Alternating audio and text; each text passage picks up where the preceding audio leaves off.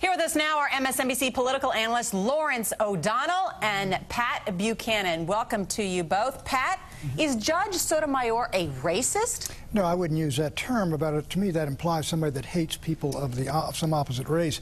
I do think there's no doubt about it. She supports racial preferences. She intervened in that case, or took that case out of New Haven, where I think an act of bigotry and discrimination against white firefighters, denied them the promotions they had won in a fair competition.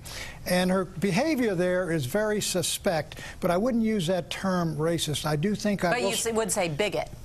No, I don't say she is. I think the decision was certainly, the New Haven decision was bigoted. I think race preferences are bigoted. But I will say this, she's an affirmative action appointment, for heaven's sakes. There were no males in the final four women, and of them, Obama picked an Hispanic. This is a political but is she qualified? Well, that's the real question. I question whether she's qualified in terms of what she has said. She says, look, a court is our appellate court is where policy is made. She doesn't know the difference between a court and a legislature, and these are the issues Republicans in the Senate ought to take up, and conservatives should. I'll tell you, Norah, they shouldn't speak out now, but the burden of proof that she's qualified now rests on her. Lawrence, what about that? The strength of the opponents of Judge Sotomayor is that she's a racist, that she's a bigot, and that it's an affirmative action choice. What does it say about their arguments? Well, we've got to remember the most important thing Rush says, and he says it today on the radio show, he said it yesterday, is she is going to be confirmed. Rush Limbaugh has absolutely no doubt that she's going to be confirmed. And the reason she's going to be confirmed is she's none of those crazy things that Rush and, Pat think she is.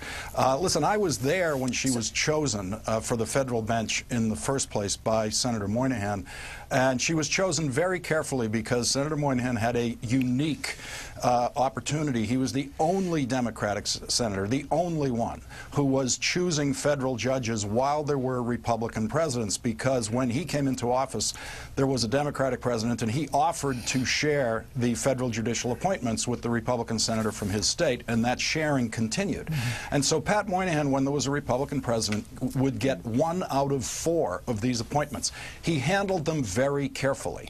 And so her initial appointment had nothing to do with affirmative action. We had a committee set up in New York to evaluate these candidates.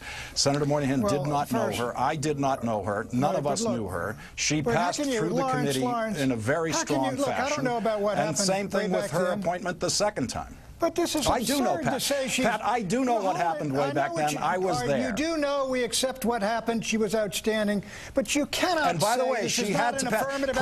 President Bush could have rejected her.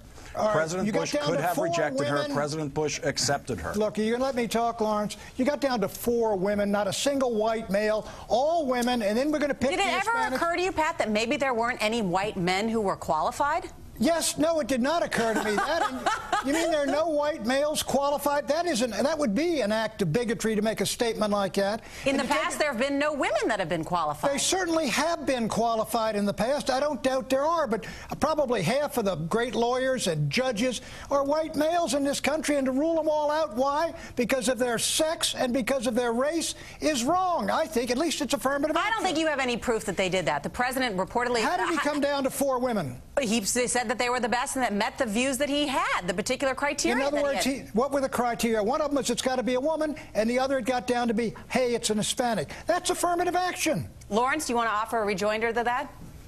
Well, Pat, if it gets down to 4, you're suggesting that it's an absolute outrage if the final 4 are women. If it got down to a final 4 and they were all white men, would that bother you in the least? I don't say it's an outrage. I just say it's affirmative action. They were picked because she's a woman and a Hispanic, and you know it as well as I do.